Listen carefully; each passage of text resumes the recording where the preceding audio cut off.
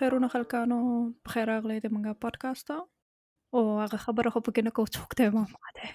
څوک ماما دی او زه یم مینا او د ما سره ناسته ده سلما ګله او منګه تاسو ته د پادکاسټ یوه نوې برخه راوړې ده هغې نه مخکې به موږ اول چې د نه کیسه باندې شروع کړو ځان له به یو چای واچو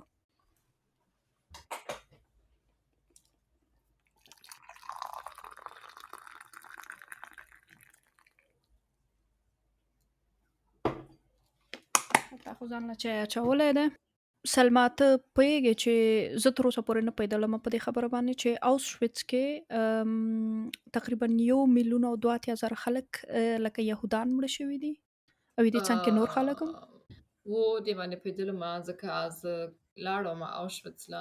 نه پوهېږم 15 کاله مخکې لاړم هلته او هغې ځای کې به غټ ځای دی پولنډ کې او بیا هلته کولی شي وګورې چې هلته خلک پخوا څه رقم ایثار کړي وو یهودان دلته نه یهودان نور خلک هم وو که نه او بیا کوټې مې وې ځکه هغو چې هلته تللو ورنه شیان ایسته کولو ویښتان یې ورنه کلولو او بیا هلته فکر کوم 15 یا 6 کوټې دي او یو کې ټول ویښتان دي د خلکو نه چې ایسته کړي دي بل کې بوټونه یې دي دریم کې به هغو خو فکر کول چې یو بل وطن له ځي او یو لاګر له ځي داسې پیکې چې شیان لرل ګیرې پاکولو شیان کالي والي چې ځان سره راخیستي وو بوټونه مې خو ویله وو نه هغه وو داسې ګیره چې کلوله باد غځېغه داسې شیان پکې وو اوی منګله ما په یاد دي دلته چې زه مکتب ته لاړله ما به معلمې ماله یو کتاب راوښیدلو او هغې کتاب کې دغه عکسونه وو ما هغه عکسونه نه شو کتلی ځکه زه هغې ته زه عکسونو ته په ژړا شولم نو زه فکر کوم چې هغلته لاړ شي هغلته به ډېر بد دا دغه وي عکسونه به موږ تاسو له واچو او خلکانو تر اوسه کېدلی شي بعضې څوک په دې شیانو باندې نه وي پوه شوی چې موږ یې څه شي باره کې خبرې وکړي دې لپاره مهمه ده چې موږ دا کیسه واورئ او راتلونکې کیسه نو بیا پوهیږئ چې زه او سلما آوسویټس یو ډېر غټ ځای و هغلته ډېر زیات یهودان مړه شوي وو لکه څنګه هم چې وویلې نو موږ چې کیسه وکړو دې شیانو باندې بیا نور هم ډېر پوهیږئ سر هم په خلاصیږي زه تا ته 15 معلوماتي ټکي دې باره کې وایم اول چې په دې وخت کې لکه دویم جنګ کې تقریبا 6 میلیونه اروپایي یهودان مړه شول او په سلهاو لکه نور خلک لکه په سلهاو زره دغه نورو ګروپونه لکه هغې کې مثلا جټان راځي هغې کې مایوبین راځي هغې کې ډېر نور داسې ګروپونه راځي دویم چې د دې خلکو دپاره بیا داسې لاګرونه داسې ځایونه یې ورته جوړ کړل چې هغې کې لکه مړه کې که نه ځکه دا 6 میلیونه بیخي د حد نه ډېر غټ دغه دی خلک دي ډېر زیات خلک دي دې دپاره بیا خاص ځایونه جوړ کړل دریم چې څوک دا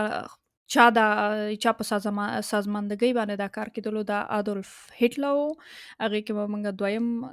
برخه کې د دې پادکاسټ هغې کې خبرې کوو هغه باره کې څلورم چې هغه ټولو دا سوچ وکړلو چې ښه څه رقم ته یهود د منځه ویسو او د دې دپاره یې اخره کې دغه وکړلو چې یهود باید سیستماتیک ډول باندې ورته داسې سیستم جوړ کړو چې راوړو او دغه کاتسټ لکه دغه ځایونو ته د کنسنټراسیون لاګه چې ورته وایي دې ته یې راوړو او همغلته یې لکه مړه کړو په سیستماتیک لکه په ډیګري داسې بیخي ډېر خلک راولو او پنځم نیورنبرګ پروسس دي چې هغه داسې دغه و چې کله دویم جنګ چې هټلر وبایللو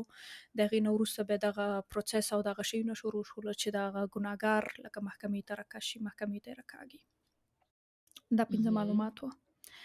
او اوس به زه راشم تاله به کیسه وکړم د منګې کیسه لږ نن ډېره خپه کیسه ده نو ځکه هره کیسه خو تر اوسه پورې خپه وه یا کوم کیسه خوشحاله وې نه یو کوم خوشحاله نه وم خو دې کیسه کې ما دې کیسې نه بعد مې وویله چې یاره زه نه غواړم چې دا پادکاسټ نور وکړم دونه خپه شولم چې هغه کتاب مې ولوستلو نو دې دپاره ښه خو اوس به زه درته کیسه شروع کړم او ته ورته غېږ ونیسه د یکشنبې ورځ ده 3 د سپتمبر 1944 کال دی یو ټرین د پولنډ په طرف روان دی دا یو عادي ټرین نه دی بلکې هغه ټرین دی چې دا د آخر ځل دپاره به په تاریخ کې خپل سفر کوي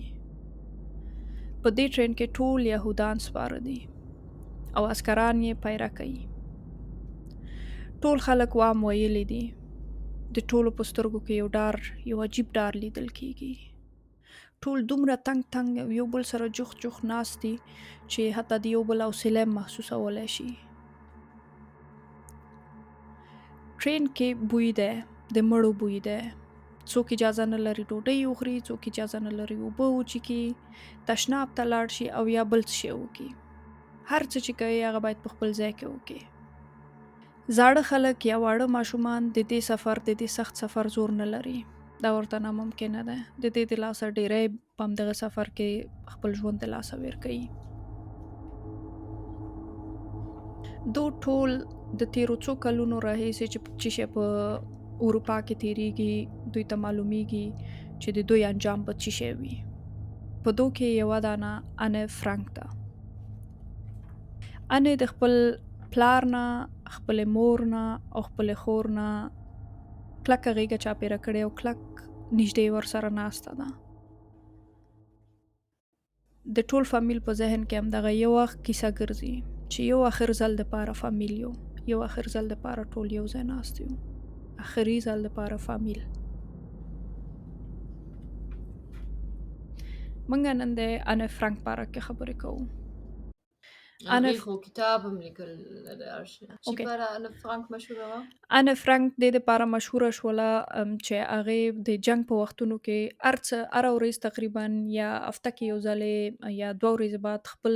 د ټول تجربې ټول شیان یې د خپل یادښتونو کتابچه کې لیکل او بیا د هغې د مرګ نه وروسته دا کتابچه د کتاب په شکل باندې چاپ شوله چې هغه کتاب یې اوس دلته ما مخې ته ایښی هم دی. موږ ډېره شیونه د هغې کتاب نه راخیستلي دي او تاسو ته یې دغه کوو وایو. ښه، زه به اوس درته د هغې کیسه شروع کومه.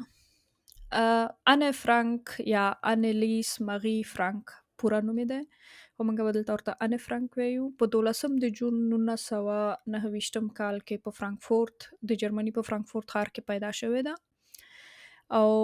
د 4 کالو وه، یعنی 1933 کال کې کله چې هټلر دلته حکومت په جرمني باندې حاکم شولو، نو دوی د دې مور و پلار فیصله وکړله چې هالند ته لاړ شي، امستردام ښار ته لاړ شي. هالند ته ځکه لاړ شي چې هالند په اول نړیواله جګړه کې هالند بې طرفه و، نو دوی وی چې په دویم نړیوال جګړه کې کېدلی شي هالند بې طرفه پاتې شي، راځه هملته به لاړ شو،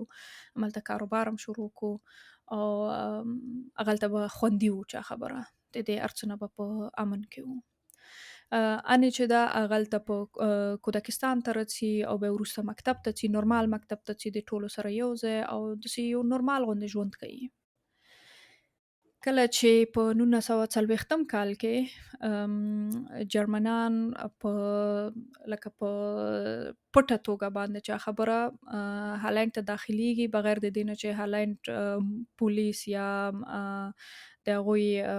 عسکر دی باندې پوه وي، حکومت یې پوه وي، جرمني ورباندې ناګهانه حمله کوي او هالند نیسي او د دې نه ایسته بس د یهودانو ژوند کوم چې هلته پټ و یا هغلته اوسېدل د هغوی ژوند باندې نور ډېر زیات تاثیرات راپرېوځي. د 1941 کال نه وروسته نور هغه انه فرانک چې ده هغه خو اوله کې نورمال مکتب ته تلله، هغې نه وروسته هغه اجازه یې نه لرله چې نورمال مکتب ته لاړه شي، تنها باید یهودي مکتب ته لاړه وی.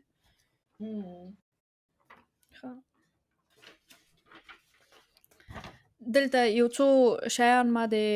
انه فرانک چې هغې خپله لیکلي دي چې کوم تاثیرات د هغې په ژوند باندې راغلي دي هغه درته لولمه.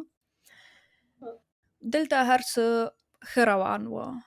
خو د مای 1940 کال نه هر څه خرابه شو. د یهودانو لپاره هره ورځ نوي قانونونه راوځي. یهود باید یو زیړ ستوری چې په ټوټه ګنډل شوی وي او یهود ورباندې لیکل شوی وي په خپله مټه وګرځوي یا یې وتړي. یهود باید خپل بایسکل ورکړي، په بایسکل چلول اجازه نه لري. یهود اجازه نه لري په ټرین کې لاړ شي. یهود اجازه نه لري خپل شخصي موټر حتی استفاده کړي. یهود باید صرف د 3 نه تر 5 بجو پورې یعنی 2 ساعتو دپاره خپلې سوداګانې او خپله خریداري وکړي. نور اجازه نه لري چېرته چې شی واخلي. هغه هم صرف د یهودي مغازو نه اجازه لري سودا واخلي. یهود باید یهودي سلمانۍ ته لاړ شي، بل ځای ته نشي تللی. یهود باید د شپې نه د 8 نه تر سهار تر 6 بجو پورې باندې په سړک باندې ګرځېدلو اجازه نشته ورته. نه تنها ده بلکې اجازه نشته چې حتی په خپل باغچه کې هم کښېني او یا د چا کره میلمه لاړ شي.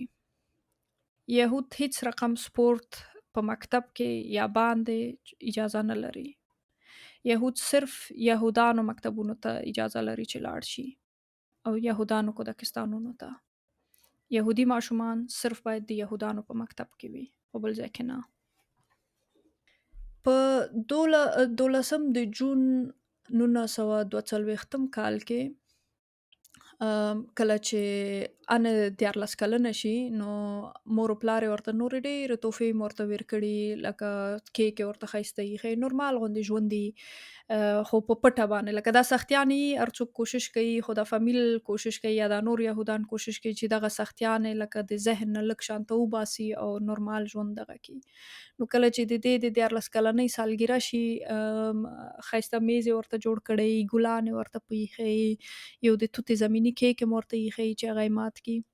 او د هغې په څنګ کې څنګه چې دې ځان له غوښتې وه یوه کتابچه د یادښتونو کتابچه یې ورته مور و پلار تحفه کړي ورته ایښي. نو هغه چې دا کتابچه راواخلي سمه ډېره ولکه خوشحاله شي او اول لاړه شي یو وړکۍ جمله ورکې ولیکي هغې کې ولیکي چې خدای دې وکړي چې ته یې ما تر ټولو کلکه ملګری شې او زه به دې نه بعد هر څه چې تېرېږي تا سره به لیکم خدای دې وکړي چې ته ماله لکه د لاس امسا مې شي او ماله یو حمایه شي چې ما دردونه او ما تکلیفونه ما سره شریک کړې. 6 د جولای 1942 کال کې یعنی تقریبا یو میاشت وروسته هغوی ته یو ټلیفون رسېدی دوی کور ته د اس اس نه. اس اس د هټلر د پولیس و د هغه فوج و لکه چا خبره هغوی ته ټلیفون راځي ځکه چې انې چې ده هغه یو خور هم لري خور یې چې ده هغه د 14 کالو ده او کله به چې څوک 14 کلن شو نو هغه به باید د کار دغه ته به یې غوښتلو چې اوس باید ځان ثبت نام کړي چې لکه کار ته لاړ شي جرمني ته لاړ شي. نو کله چې او که چې هغه لاړه شي نو بس به هغه خو یهوده وه معلومداره ده چې به نه راګرځي. کله پلار یې دې وخت کې په کور کې نه دی کله چې پلار راشي نو دوی سم ورخطا وي او پلار یې وایي چې یا به ټول څو او یا یو هم د موږ نه نه ځي.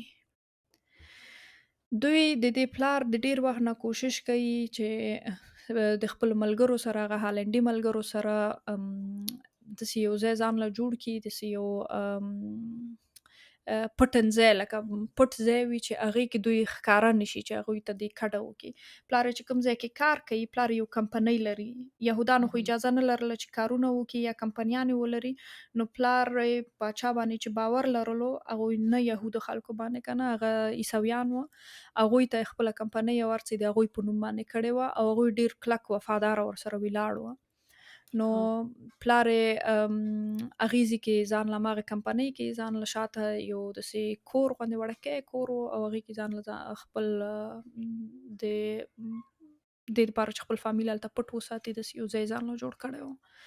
نو اصلي پلان یې و چې دوی په 14 د جولای هلته لاړ شي خو چې کله په 6 د جولای دا ټلیفون راشي نو دوی وایي چې ښه صحیح ده اوس باید نور نه کېږي همدغه صحیح وخت دی ډایرکټ په سبا باندې 9 د جولای باندې دوی ځي دوی په داسې شکل باندې ځي چې دوی خو هیڅ یهود اجازه نه لرله یا جرأت یې نشو کولی چې اوس بکسونه واخلي او سم صحیح کډه ویسي او دغه وکړي دوی باید په پټه لاړ وی. مارګوت د پلار د یوې بلې شناخته سره په بایسیکل باندې ځي ځکه هغه ښځه خو عیسوۍ وه هغه په بایسیکل ځي او دا مارګوت ورسره روانېږي او ډېر تیز باران دی شدیده او دوی درې واړه چې دي دوی خپل واړه بکسونه ځانونو سره رخلي او یو کالي اصلي لکه د وړی دی که نه جولای کې ډېره زیاته ګرمي وي او تیز باران دی خو دوی دونه ډېر کالیګان یو بل په سر باندې اغوندي چې ځکه دوی خو بیرته راتګ یې نه کېدلو که نه د ژمي وړي نه پوهېدلو نامعلومه سرنوشت و چې دا جنګ به تر څه وخته پورې دوام کوي نو دونه ډېر کالي یو د بل په سر باندې اغوندي. انې وایي چې ما په هغې ورځ باندې 3 پتلونونه مې اغوستلي وو 3 بنیانونه 2 جمپرونه او خولۍ مې اغوستلې وه، دستکشې مې اغوستلې وې او ټولو خلکو راته کتل، داسې زړه سوي شکل باندې راته کتل چې بیچارهګان دوی چېرته روان دي په دې باران کې. او هغه ځای د دوی د هغه خپل کور نه دا کوم ځای کې چې اوس اوسېږي د دوی د پلار ځای سم ډېر لرې و ورنه، خو دوی بس مجبوره وو چې په پښو باندې لاړ شي ځکه یو شي مې اجازه نه لرله. نو دوی ځي هماغه کور ته. دا کور دی په پرنسن ګراخ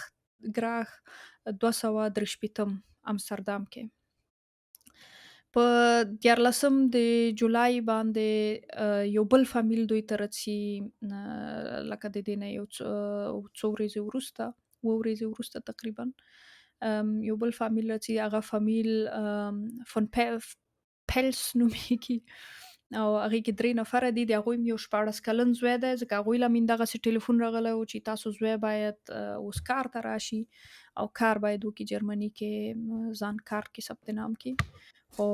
هغوی هم د دې د غمه راغلل دلته پټ شول که نه، پلار او دوی دا مخکې نه دا پلان کړی و. ښه تر دې ځایه پورې اوس زه یو ځل بیا دغه مهم شیان تکراروم چې څه وشو تر دغه وخته پورې که نه. انه فرانک په جرمني کې پیدا شوی و او یهوده کورنۍ کې پیدا شوی و. د هغې د لاسه چې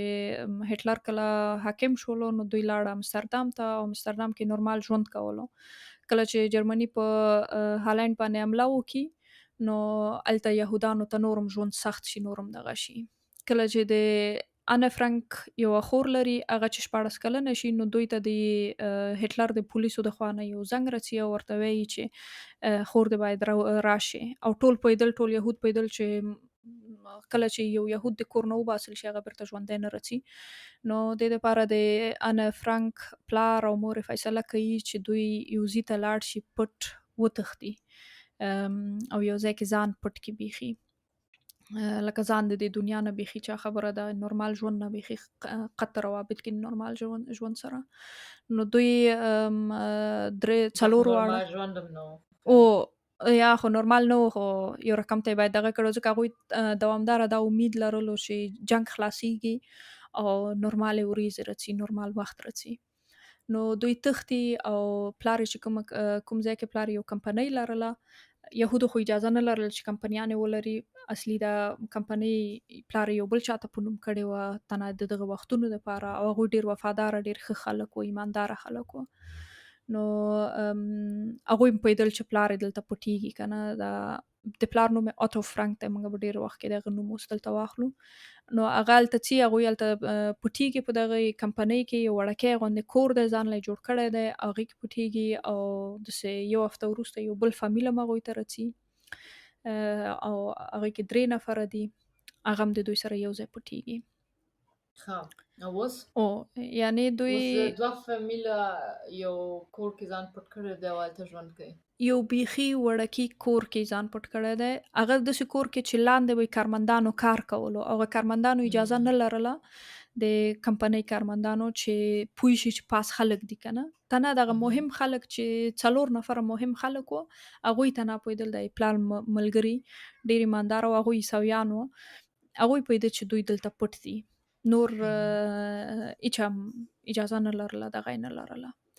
نو دوی بیا داسې قوانین د خپل ځانونو دپاره جوړ کړي وو، ځکه 2 نفره چې په یو تنګ کور کې سره یو ځای بیا یو ډاکټر هم راځي او هغه ورسره اوسېږي او لکه 8 نفره په یو کور کې اوسېږي. نو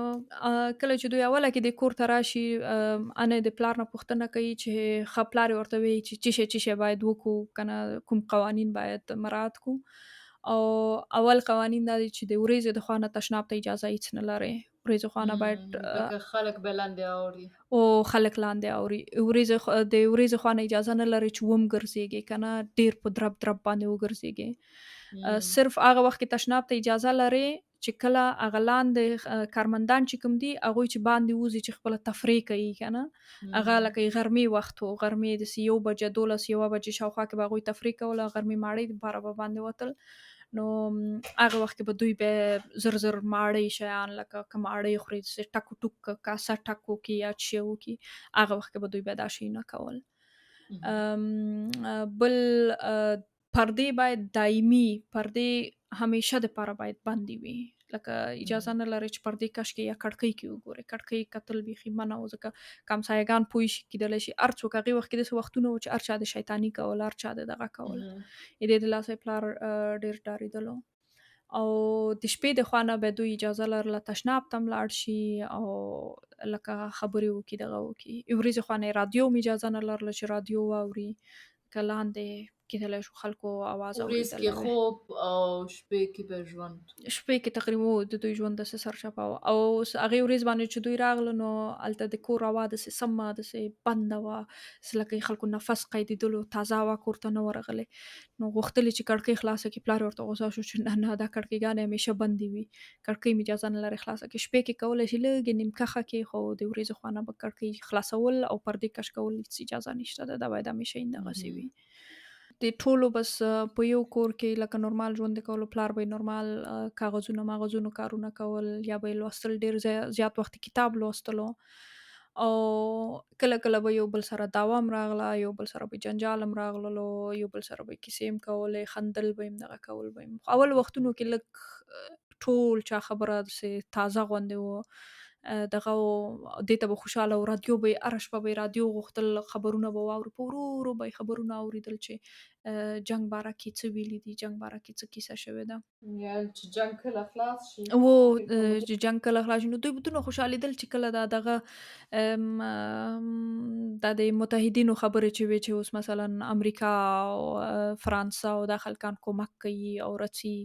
پسې راتېر شه روسیه شوله، او کاناډا، دا خلکان کومک کوي. نو دوی به سم خوشحاله او سم به دغه کېدل چې اوس موږ به یو وخت کې به بس راشي او موږ به د غضب نه چا خبره، د قهر نه به هم خلاص کړي. یو بل ته به یې مبارکیان هم ورکولې، دغه به یې کول. په وخت تېرېدلو سره ورو ورو لږ لږ جنجالونه، مشکلات او داسې شیونه یې ډېرېدل، دغه کېدلی. انه فرانک هره پیره به یې چې لیکل به یې کول، هغه لیکلو کې ډېره زیاته تکړه وه. هغې خپلې خور ته به یې هره پیره ویل چې دا جنګونه خلاص شي، هر څه چې خلاص شي نو زه غواړم چې ډېره زیاته مشهوره لیکواله شمه او سمه ښایسته لیکنې وکړمه. هغه خبره انډایرکټ پوره شوله، ځکه د هغې کتاب نو په میلیونونه ځله باندې خرڅ شوی او په میلیونونه خلکو مم. لکه لوستلی دی. دا مونږ هم مکتب کې ویلم ده دا کتاب اووم صنف کې فکر کوم اووم یا اتم صنف کې. او دلته جرمني کې خو خامخا یې دغه کوي در باندې. نو ډېرو زیاتو خلکو ډېر ښایسته یې لیکلی هم دی که نه. په 28 د مارچ 1944 کال ټول فامیل رادیو ته ناست دی او دا د جنګ لکه هغه ډېر دغه وختونه دي، ګرم وختونه دي. نو هغې کې رادیو کې وایي چې څوک هم چې د چا هم چې د جنګ باره کې شیان لیکلي، یاداښتونه یې لیکلي، سندونه لري، اسنادونه لري، ټول وساتئ. ځکه کله چې جنګ خلاص شي هغه به بیا لکه راوباسو به یې دا د جنګ دا د جنایتونو دغه به بیا کوو، لکه چا خبره حساب به یې کوو. نو مهم. دوی به انه فرانک پیڅي خپل کتاب راخلي او هغه دغه کتابچه چې ده هغې کې نور هم شیان ور اضافه کوي. هغه وایي چې هغې وخت کې مې چې دا لیکلي وو، هغې وخت کې لکه وړکۍ ومه او اوس نور هم غټه شوې یم، اوس نور هم ډېره پوهېږم، لږ نور شیان هم ور اضافه کوي، ښایسته یې لیکي، ښایسته شکل باندې دغه کوي. وایي چې جنګ چې خلاص شولو دا به دغه کو څه ورته وایي. زه چاپومه دا کتاب، زه یې دغه کومه. او یو مهمه خبره رانه ومې نه کړله، هغه دا وه چې یو شپه وه د 9 نه په 10 لکه په د 9 نه تر 10 د نومبره پورې په هغې شپه باندې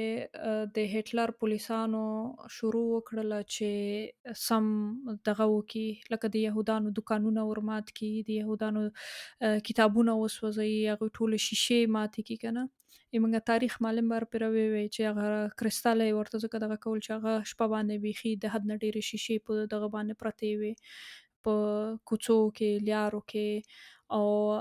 په دغې شپه باندې ډېر زیات یهودان یې ویوړل د کنسنتراسیون لاګر ته، د ځایانو ته یې ویوړه چې لکه ختم یې کړي، مړه یې کړي، چا خبره. دې شپه باندې به یې ډېر زیات لکه د هغې وخت نه ورو ورو، هغې نه مخکې شروع شوی خو د هغې وخت نه ورو ورو شروع شولو چې دوی د یهودو دپاره لکه سیستماتیک ډول باندې پلان ونیسي چې مړه یې کړي که نه. دا خبره مې د یاده وتلې وه. دا شی و. نو وخت تېرېدلو سره د انې ژوند همدا کله کله به داسې خپه غوندې وه چې دا څه رقم ژوند شولو، دا به څه وخت خلاصېږي. خو هره پیره به یې پلار ورته ډاډګیرنه ورکوله چې هر څه ښه کېږي. یوه شپه دوی ټول ناست وي او یودم بمباري کېږي، د پاسه ځایه جرمني تیارې او دا نورې دغه رڅي بمباري کوي. بمباري کوي نو دوی خو اجازه نه لري کړکۍ نه وګوري، اجازه نه لري لکه هغه کورونو کې چې پاس پټ شي لاندې زیرزمینۍ ته هم اجازه نه لري لاړ شي. نو دوی ټول دغه 8 نفره چې دي ټول په یوه کوټه کې ځان بندوي. یو کوټه کې تنګه کوټه ده او هغې کې ټول سم ډارېږي او یو بل سره تنګ تنګ ناست دي. نو نه تشناب ته تللی شي، هېڅ شی هم نشي کولی که نه. دوی یو سطل کې دي، د کور که ښځې دي که سړي دي، په ډېر بد شکل باندې چې غواړي تشناب ته لاړ شي، د ټولو مخکې لکه هغې سطل کې باید دوی لکه هغه د دوی تشناب دی او هر یو ته دا کار لکه ډېر زیات بې عزته لکه داسې سړی ډېر خجالته فکر کوي که نه چې کوم چې شیان چې انه فرانک لیکلي دي که نه چې هغه لولې ژړا دې ورته رسي چې څونه داسې ډېر لکه ناتوانه بې عزته فکر کوي ځان دپاره دی چې دا چې شی دا څه رقم ته ژوند شولو، دا څه رقم ته دغه شولو. خو یو څونه وخت بعد دا بمباریانې دا هر څه خلاصېږي، هغه شپه هم تېرېږي او لږ ارامي کېږي. دوی بیرته خپل خپل کوټو ته چا خبره ځي، کور کوټې ته ځي او بیرته هماغه پخوانۍ کیسه ده لکه زندان کې چې اوسېږي. خو صرف د دې فرق سره چې هغه زندان د په خپله باندې ځان له دغه کړی دی، خوښ کړی دی او د مجبوریت نه دی خوښ کړی دی. انې فرانک تر ډېره پورې لیکل کول، تر دې ورځې پورې په 4 د اګوست 1940 کال یعنې 261 ورځ د دې په دې کور کې د پټ ځای کې چې ده د سهار داسې لس نیمې بجو شاوخوا ده چې دروازې لاندې هغه دفتر چې کوم و هغلته نورمال ده خلک کار کوي، هغه د پلار ملګري چې و او نور کارمندان کار کوي او دغه ویل کېږي دروازه ټکول کېږي. کله چې دروازه ورته خلاصه شي نو هغوی راځي د تومانچو سره او د پلار یو ملګري ته یې تومانچه په سر باندې کېږدي او ورته وایي چې موږ خبر یو، موږ له خبر راغلی راپور راغلی دی چې دلته یهودان پټ شوي دي، یهودي فامیل دلته پټ دی. دا نو چا ورته ویله؟ وی ودې ډاره کړل زه داسې ارامه لګیا وم ځان سره مې خبرې کولې. دا خبره دوی وروسته ډېره زیاته ورپسې وګرځېدل چې سرچ وکړي که نه چې دا چا پلټنه یې وکړي چې دا خبره چا کړې، خو تر اوسه پورې هغه نفر معلوم نه شو چې دا خبره دا شیطاني به چا کړي. دوی ډېر شک په هغه لاندې کارمندانو باندې و، لاندې به چې چا کار کوو ځکه هغوی داسې شک ورباندې دغه شو. یو ورځ انې چې شی کار کوي او په ځمکه خطا کېږي او اوازونه کېږي. نو هغه کارمندان لاندې چې دي هغوی وایي چې وګوره پاس ګوره اوازونه وو، ما اوازونه واورېدل. بیرته هغه مشر ورته غوسه کېږي چې خپل کار هم وکړي، هېڅ اوازونه هېڅ شی هم نشته او نه دغه نه و که نه. او په یو بله ورځ راځي چې دوی ټول په د کور کوټه کې ناست دي نورمال او هغه خلک تفریح ته لاړ دي لکه هغوی تفریح کړې ده او دوی نو نورمالې کیسې کوي او هغلته یو خوشخبري اوري چې ډېر ژر به د متحدین د مثلا امریکا، فرانسه او دا ځایونه چې دي دوی به ډېر ژر جرمني او دغه د جنګ ته به یو د پای ټکی کېږدي، جنګ به خلاص شي. نو دوی خوشحاله دي. هغه د بل فامیل چې ورکره راغلی و فن پیلز هغه راجګېږي ښایسته سندره شروع کوي، داسې ښکلې سندره وایي په یهودي باندې او ټول ورسره په نري اواز په ښایسته اواز باندې ټول ورسره لګیا دي سندره وایي. نو هېڅ پام نه دی چې هغې خلکو تفریح هم خلاصه شوې، هغوی رغلي دي، لاندې کار یې بیرته شروع کړی دی او ماشین هم ګل ده چې ماشین جګ اوازونه یي که نه. نو هغو خلک دا لاندې دا سندرې اوري، هغلته بیا هغوی نور لاندې خلک پوهېږي چې پاس څوک شته دی، پاس خلک اوسېږي. نو ځکه ډېر شک په هغې کارمندانو باندې و چې کیدلی شي دې خلکو به شیطاني کړي. هغه خلک یې بیا د دویم جنګ نه وروسته ډېر زیات دغه کړل لکه ورپسې وګرځېده چې ثبوت یا څه شی را پیدا کړي خو هېڅ شی ورباندې ثابته نه شوله. خو البته راپور ورته چا ورکړی و ځکه دغې وختونو کې خو جنګ زیاتې خلاصېدلو، راپور ورته راغلی و چې دلته یهودي فامیل اوسېږي او هغه سړی هم دغه خبره کوي د پولیسو مشر چې رسي ورته وایي چې موږ له راپور راغلی دی چې دلته یهودي فامیل ها. اوسېږي. نو بس هغه سړي ته وایي چې لاړ شه او موږ له اوس هغه خلک راوښیه لکه دا فامیل راوښیه. دوی او داسې هغه دغه کوي؟ جوړ هغه تومانچه یې ورته په سر ایښی، هغه څي ورسره وو.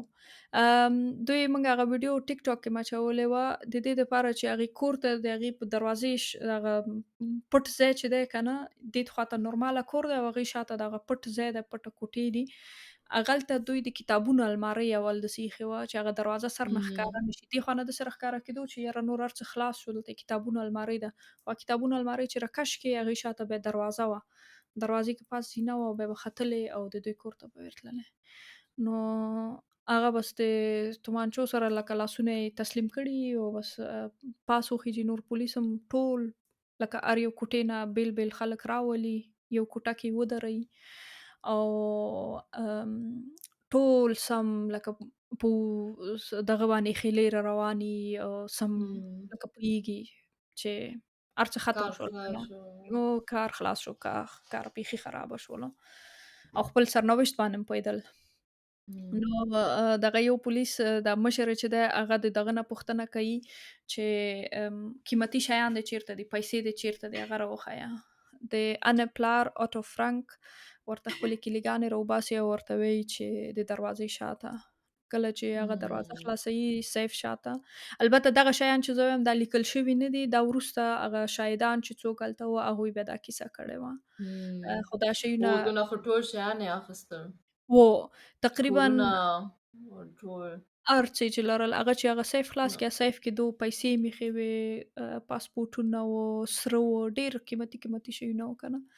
هغه ټول یې ورنه واخیستل او نور هغه د انه فرانک کتابونه پلار یې ورته ویلي وو که نه دې به ساتله راپېره دا په کلونو کلونو یې چې لیکلي وو دغه ټول یې راواخیستل په ځمکه یې خطا کړه هماغسې بس نور لاړه ځکه هغې کتابونو ته یې دونه توجه ونه کړله د هغه یادښتونو کتابچو ته نور بوتلل دغه یې کړل ټولې نو هماغه بیا څه اخري شټي ته 2 کاله ځان یې پټ کړ. او چټي پچ لکه خو دا امید یې و که نه داسې په دې خپل سرنوشت کې اخره کې چا شیطاني نه وی کړې نو کېدلی شي ژوندي راوتلی وی ځکه خو شیطاني وشوله او هغه زحمت او هغه هر څه په اوبو باندې دغه شوله لاهو شوله. نو بېرته راځو هماغې کیسې سر ته چې ومې ویلې چې انې د خپل فامیل سره ناسته ده او سوچ کې همدغه یوه خبره ګرځي چې د یو آخر ځل دپاره فامیل یو ټول او پوهېږي چې خپل سرنوشت به یې څه شی کېږي. نو وروسته بیا کیسه راغلله چې دوی سره څه وشول چې دوی بوتلل که نه دوی 3 ورځې وروسته خپل منزل ته رسېږي. نو هغه پیلس چې و هغه بل فامیل چې ورکره راغلی و د هغوی پلار هغه یې اوشویتس ته بوتللو ما چې مخکې وویلې هغې کې تر ټولو ډېر خلک پکې مړه شوي دي او د بعضو راپورونو د مخې نه یې هغه یې ډایرکټ هماغه کومه ورځ افتر باندې ورپسې راغله؟ په 4 د 8مې 1944 کال د سهار داسې 10 بجې څلورم د اتم اب اګوست کې او اګوست کې 9 میاشتې میاشتې پاتې کېدله چې ژوند چې جنګ خلاصېدله. دوی بالاخره راولي اوشویتس ته که نه او اوشویتس ته خو ته پوهېږې که نه چې هلته به یې راوستل چې شی به ورباندې کول که نه یا مثلا ترېنه چې کوزېدلو هلته خو به ډېر وخت پرې هم نه خو ډېر وخت یو ډاکټر و او کله نور خلک و چې کتل چې څوک اوس ترېنه کوزېږي او خلک بېلول. منه دا ده چې سړیان ښځه ناوله بېلوله بیا ښځې او زړی بېلول ماشومان بېلول هر څوک خپل ځي ته به یې وړلو او هغو کتل چې هغه نفر څه رقمه ښکاري داسې تکړه دی بیا یې کار پره پرېښودل چې ژوندی پاتې شي او وروسته یې مړ کول او چې زوړ و یا لږ کمزوره غوندې و یا ډېر زاړه و بیا هغه یې مړ کول هغو بل ځای له بوتلل هغو له ویل تاسو دې خوا لاړ شئ هغه نور له ویل دې خوا لاړ شئ. هغه زړه چې و او خرابه چې و خرابه نه خو لکه معیوبه چې و معیوبه چې و هغه به یې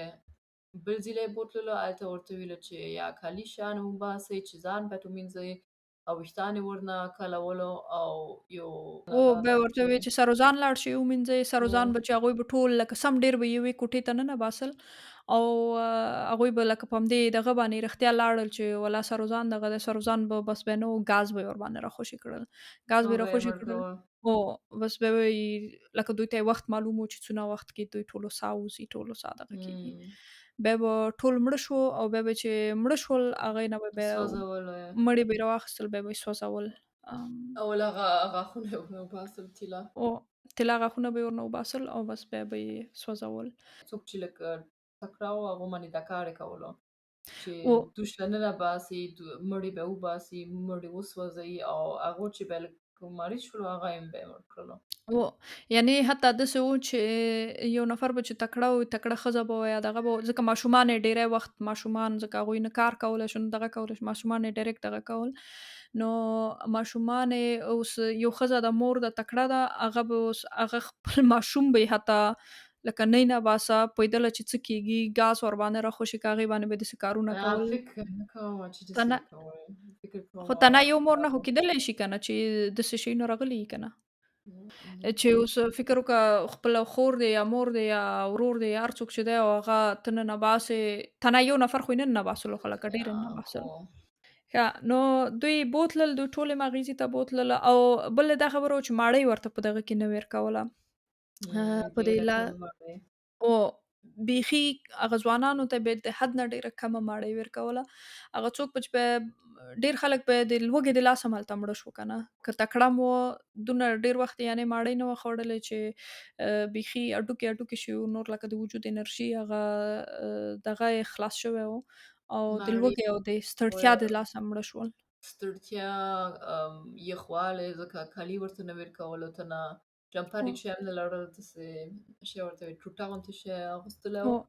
او هغه چې ام، وینټله شی وي ژمی ژمی چې و ژمی کې باندې ودرول اړسیبیل 4 ساعته باید هلته باران هم چې و واورې چې وي لمر هم چې و هر شی چې و هلته باید 4 ساعته ودرېږي او پولیسان ورته تنه ولاړ وو څوک چې لږ وښورېدلو به یې سم مې ډېر وویلو یا سپي ورباندې خوشي کړل چې سپي وخوري وای سم بد کار و او دې نه هم ډېر خلک مړ شولو. او د دې شیانو د لاسه ډېر ډېر شیان هلته تېر شوي دي هلته خو به خلک بېلولو او یو ډاکټر مو منګلو نو ته هغه خو ډېر نور هم ډاکټران هغو باندې به اکسپریمنت یې کول لکه تجربې ورباندې کولې منګله په لاګرونو کې و او اوشویتس کې مو او هغو به ماشومان چې وو چې یو رقم ته هغې ته څه وایي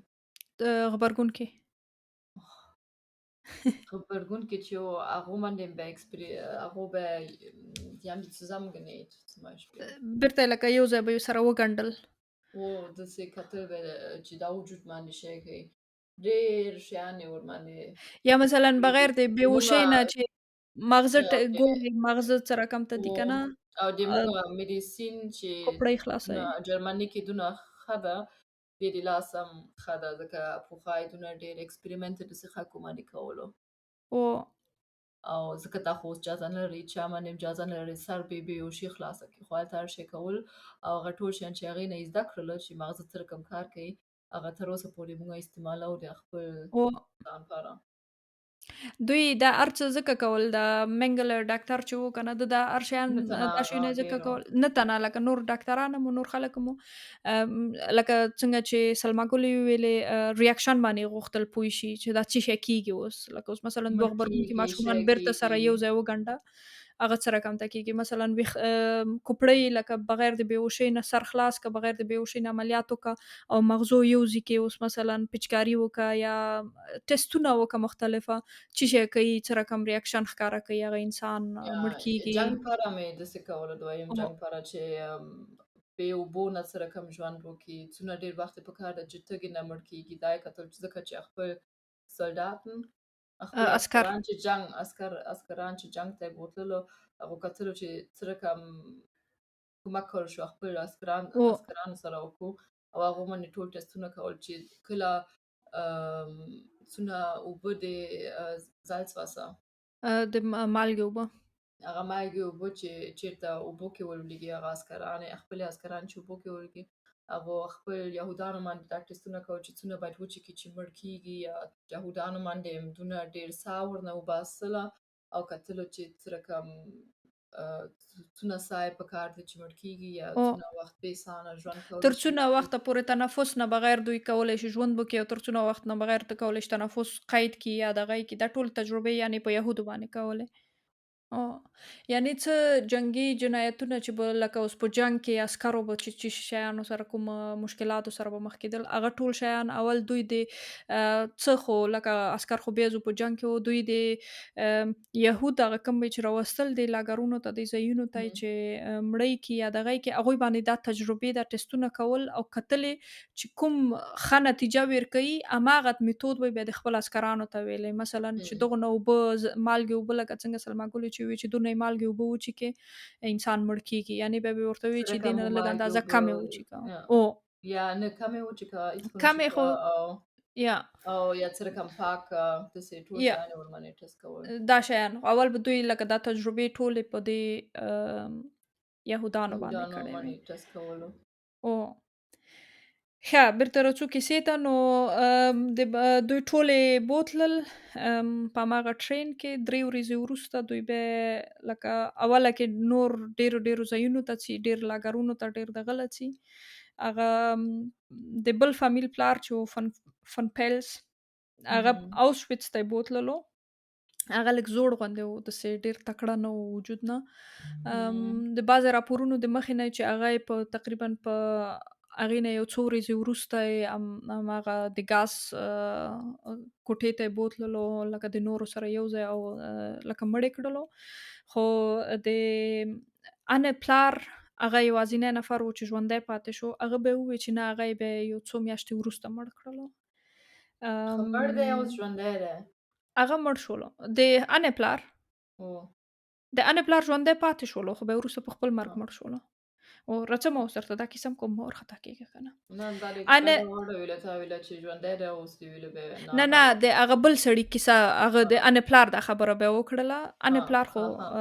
او هغه دا کیسه کړې وه چې نه، هغه یو څو میاشتې وروسته مړ کړلو. انې او ماګوت د انې مشره خور چې وه که نه، هغوی تقریبا د خلاصون نه یو څو ورځې یو څونه وخت مخکې دوی دواړه مړه کېږي. یعنې داسې د فبرورۍ اخر کې او د مارچ اول وختونو کې 1945 کال کې په برګ بلزن کې یو مریضي په د لاګر کې په دغه ځای کې یو داسې مریضي غوندې خپرېږي.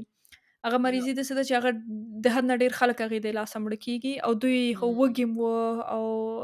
ستړتیا د لاسه، لوږې د لاسه، وجود یې کمزوری شوی و. نو د انې خور مړه کېږي اوله کې، مارګوټ انې تنها پاتې کېږي، او ډایرکټ یو څو ورځې وروسته د همدغې مریضۍ د لاسه انې مړه کېږي. او د دوی مرګ نیټه د فبرورۍ اخره کې او د مارچ اوله کې ښودل شوې ده. ایډت فرانک 2 میاشتې بعد جنګ 2 میاشتې بعد ازادېدل. او ایډت فرانک چې وه د دوی مور وه که نه، هغه چې وه هغه بیا په جنورۍ کې، په 6 د جنورۍ 1945 کال کې د ښځو په لاګر کې که نه، په اوشویټس برکناو کې د ډېرې لوږې او د ډېرې ستړتیا د لاسه چې د حد نه ډېر کار یې ورباندې کړی و، هغې د لاسه مړه کېږي. پیټر فن پیلس هغه 14 کلن وړکی مې چې وښودلو، هغه 5 د 5 1945 کال 3 ورځې د دې نه مخکې چې دا خلاص کړي، لکه هغه امریکایي سرتېري او دا نور چې راغله چې دغه ختم کړي که نه، د عسکرو د هټلر د پولیسو د پنجو نه دا خلک خلاص کړي، د خلاصون نه 3 ورځې مخکې دا مړ کېږي. او فریتز د اخر وختونو کې سم ډېر خلک یې مړ کړل. هغو پوهېدلو چې اوس بیرته امریکایان راغلي دي، اخري نه دقیقې پورې خلک یې مړ کولو، بیا خپله تښتېدلو. ته یعنې په هماغه 3 ورځې وروسته دغه مړ کېږي. او فریتز فیفا هغه ډاکټر مې چې وویله چې هغه راغلی و، هغه په 20 د 12 1944 کال کې لکه په هماغه کال باندې چې وړي د هغې نه 2 میاشتې 3 میاشتې وروسته دغه مړ کېږي. آټو لکه څنګه مې چې وویله آټو فرانک یوازینی هغه نفر دی چې هغه پاتې کېږي، ژوندی پاتې کېږي او ولې؟ نه پوهېږم کېدلی شي وجود دغه ایښی و یا په صحیح وخت باندې خلک راغله دغه ته خلاص یې کړلو. خو یوازینی نفر و چې هغه پاتې کېږي هغه بې سړی و که نه یا کېدلی لکه شي کار یې ورباندې کولو یا هغو خو خلک هم ژوندی پرېښودلو چې یو موزیک یې چې زده سندرې یو انسټرومنټ به چې سندرې خو ویل انسټرومنټ چې ویلو و ښه وس انسټرومنټ اه وس یوه موسیقي آله به یې چې ویله و یو هغه موسیقي یې ژوندی پرېښوله یا څوک چې لږ په کار و لکه نه پوهېږم چې ډاکټران هم پرېښولو خو څوک چې لږ یو شي پرې په کار و هغه یې به ژوندی پرېښولو او کله چې کله دوی خو به چې دوی ورنه خپل کار اخیستلی شو. و آټو فرانک چې و هغه ډېر داسې تکړه سړی و که نه داسې نه چې د وجود نه تکړه و هغه داسې تکړه و داسې هوښیاره و. ارامه خوی خواص یې لرلو خو ډېر هوښیاره و ډېر دغه و. نو هغه یوازینی نفر پاتې شولو چې لکه د ژوندی دو پاتې فامیل شولو نه او د دوی د فامیل نه دغه 8 نفره چې دوی راوستلي وو که نه 4 نفره د ان فرانک فامیل شو 3 نفره نور وو او یو هغه ډاکټر وو د دوی 8 نفر خلکو نه چې هغې کور کې پټ شوي وو تنه آټو فرانک پاتې کېږي او هغه روسي سرتېري اول یې وړي اودیسې ته اوکراین اودیسې ته یې وړي او د اودیسې نه بیا دا په دریم د شپږمې 1945 کال کې بیرته امستردام ته راځي لکه خپله پخواني ځای ته هغه د لور کتابچې او دا شیان راخلي پخواني کور ته پخواني دغه ته او بیا تر 1953 کاله پورې هغه هملته په امستردام کې ژوند کوي او بیا د خپلې لور دغه کتابچه او دا شیونه چې لیکلي دي هغه د کتاب په شکل باندې چاپوي چې هغه دنیا له به ده نو څونه سخت به وي چې خپل لور کیسې هلته اوري ما چې دا کتاب لوستلو ما پر داسې سخته وه او ما هغې دغه کې ځان احساسولو ما ته سره کم ته یي چې اوس راشي هغه کور ته هغه صحنې هغه شیان دې په یاد وي دغه دې په یاد وي لور مې او دا پوهېږي لیکلي چې وو ټول مړ کله چې ورته غوسه کړي کله چې دا شی کړي هغه شی کړي هغه د خو خو هر څه ټولې پکې لیکلي وو لیکلي دي او نو اسم لکه ډیر بد رواني حالت سړی ته دغه کېږي خدای دې وساتي وروسته هغه بیا د یو ښځې سره واده کوي د هغې ښځې نوم الفریدا ګایرینګه دی او هغه هم د وین اوسیدونکی و هغې وخت کې هغه دوی دواړه یو بل په دغه کنسنټراسیون لاګر کې هغې ځای کې یو بل پیژني هغې ښځې خپل زوی او خپل میړه په دغې ځای کې لاس ویر کړه لکه د هټلر پولیسانو د هغوی حکومت ورته د هغې زوی او میړه یې ورته مړ کړلو او دوی دواړه بیا واده کوي او تر لکه تر ژوند اخره پورې بیا یو بل سره پاتې کېږي آټو په 19 د اګوست 1980 کال کې مړ کېږي او د هغې نه مخکې د خپل د لور په نوم باندې لکه ډېر شیونه خلاصوي خو د 1953 کال نه وروسته هغه سویس ته ځي د خپل خور ته خپلې خور کره لکه هماغه ځای کې نور اوسېږي هملته کار هم کوي سویس ته د خپل نور خپلوانو سره و خوریونه وریرونه دا خلکانو ورور یې هغې ځای کې نور اوسېږي خپل فامیل سره او به د هغې د مرګ نه مخکې خپل دا د لور کتابونه چاپوي او دغه کیسه وه زموږه ان فرانک د دې د لاسه ډیره زیاته لکه اوس چې په ګوګل کې د ان فرانک نوم راوړی لاندې ورسره لیکلي دي چې جرمني لیکواله ډیره مشهوره شوه په دې کتابچه باندې او ډیر لکه دا داسې مستنده د شیان دي چې هغې هره ورځ د جنګ د خوا نه لیکلي دي دغه کړي دي او د کې داسې یو میسج داسې شیان یې لیکلي دي چې څه رقم ته جنایتونه تیر شوي دي په دویم جنګ کې که نه چې اوس سړی فکر وکړي موږ د 200 300 400 کالو پخوانۍ خبرې نه کوو که نه موږ د دغه خبرې کوو دا یو څو کاله مخکې خبرې کوو او داسې سخت وحشتونه داسې سخت جنایتونه تیر شوي دي نو دا ډېره د تاسف خبره ده نه څه نه دا یې سختي وه دا خو ټول ژوند دی دا خو ته نه موږ اوس یو وړکۍ کیسه د یو دغه د ژوند نه وکړله خو دا ډېر سخت ټول دویم جنګ جهاني وختونه بیخي سخت وختونه و د ټول خلکو لپاره و یهودان هر څوک چې هلته خو داسې و چې هر څوک یو غلط شی چې ویل یا یهود چې و یا جرمنی چې و هر څوک چې و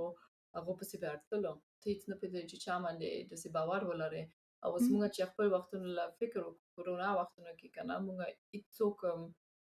او اوس یا موږ ټول پوهېږو چې څه رقم و کرونا وختونو کې چې اجازه نه لرې د 9 بجې نه بعد کور نه وځې چې بundesland ته لاړ شي هلته به باید یو genehmigung راوړې بل ولایت ته چې لاړ شي اجازه نامه باید ولرئ. او داسې شیان د موږ سره هم تېر شوي دي که نه بل وطن له اجازه نه لرې لاړ شي بیخي ټوله دنیا یو د بل نه ورېس نه سټپ شوه او و دا د یو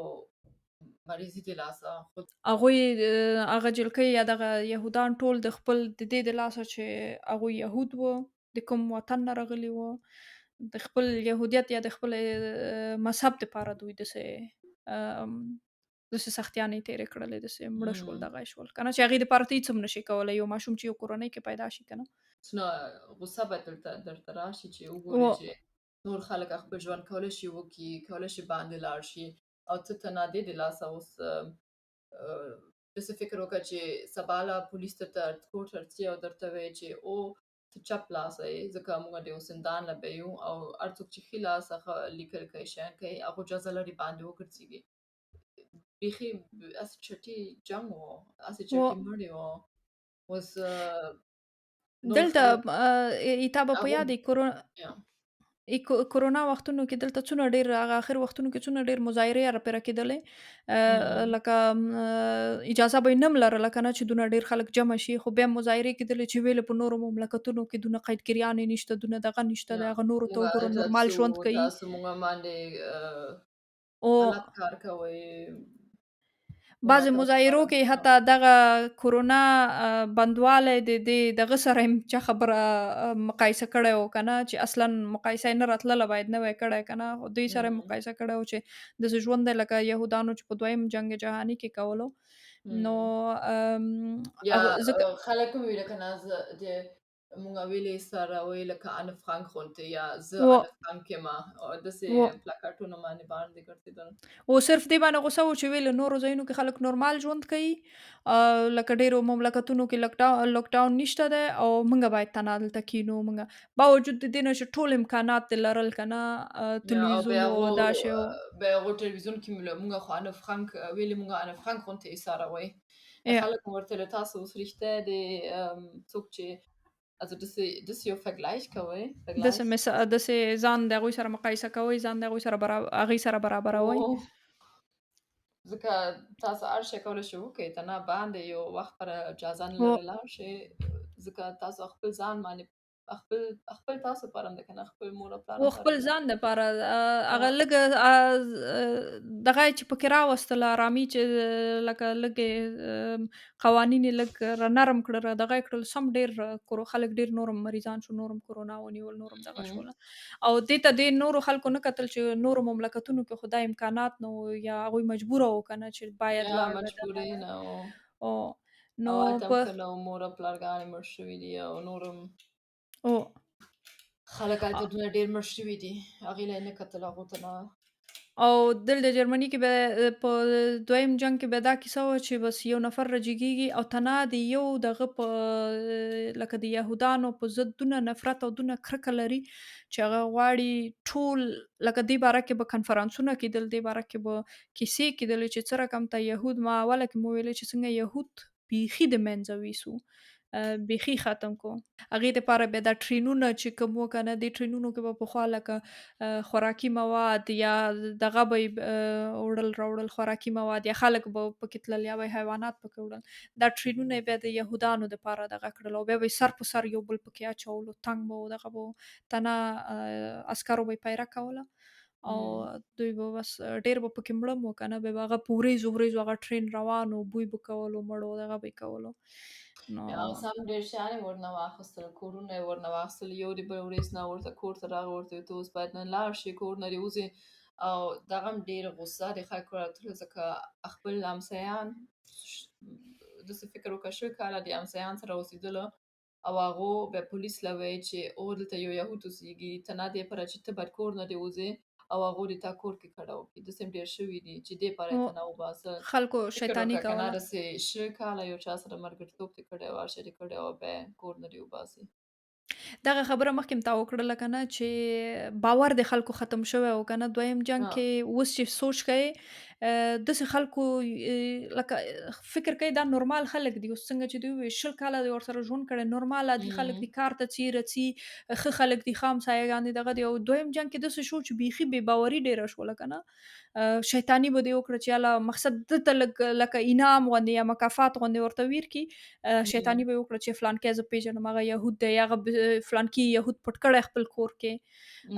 یو وخت کې هټلر خپلو خبرو کې دا خبره وکړله چې هغه خلک چې یهود پټوي او یهود او هغه خلک چې یهود پټوي یو رقم ته دي، لکه یو رقم ته جرم دی، یو رقم دغه دی. او زه فکر کوم ډېر خلک چې مړ شوي دي یا ډېر چې شوي دي چې هر پیدا کړي دي یهودان چې پټېدلو هغه د خپل نفرو د لاسه او نه لکه معنا نه د خپل یهودانو د لاسه د خپل همسایان خپل ملګرو خپل چا خپلوانو سره د چې لاسه ډېر باور دې لرلو هغو د لاسه ورته او مړ شوي دي. څونه هغوی د سخت لاسه وي چې ته پوهېږې چې اوس یو ټرین کې یم پوهېږم کیدای شي مړ شم کیدای شي مړ نه شم خو نه پوهېږم شرمنده کېږي او دا تنها د یو همسایه د لاسه څونه خفه به وي د دې و دقیقې چې یا دا ریالایز کړي. ځکه د انه فرانک پلارم چې کله بیرته امستردام ته راغللو نو بیا یې لکه ډېر خبرې مبرې دغه هم ورسره شوي بیا ده وویلې چې زه تر اخره وخته پورې مې تر ژوند تر اخره مې کوشش کوم زه او هغه 4 نفره نور چې وو که نه د باوري خلک چې وو چې موږ دا را پیدا کړو چې دا شیطاني چا کړې ده. ځکه اخره کې خو د دوی هم شیطاني وشوله ځکه هغوی خو اصلي خبر نه وو د دوی هم شیطاني چا کړې وه چې دلته یهودي فامیلونه اوسېږي. نو خو تر اوسه پورې دا یو معما ورته وایي یا یو ناحل شوی سوال دی چې معلوم نه دی تر اوسه پورې هغه شیطاني چا کړې ده. د مونږ ماما د کیسې کې نشته. مونږه ماما ډېر غټ جنایتکار د دې کیسې دویم پارت لکه دویمه کیسه چې دا چا کړي دي که نه دې خو هټلر باره کې خو مو ویلې سل ځلې نوم واخیستلو هټلر دا شیونه دغه کړي دي. نو راتلونکي 2 هفتو کې به د منګه کیسه د هټلر باره کې وي چې هغه څنګه دا شیونه شروع کړه او ویلې داسې کرکه او نفرت د یهودو په هغه باندې لرلو په ضد باندې لرلو. نو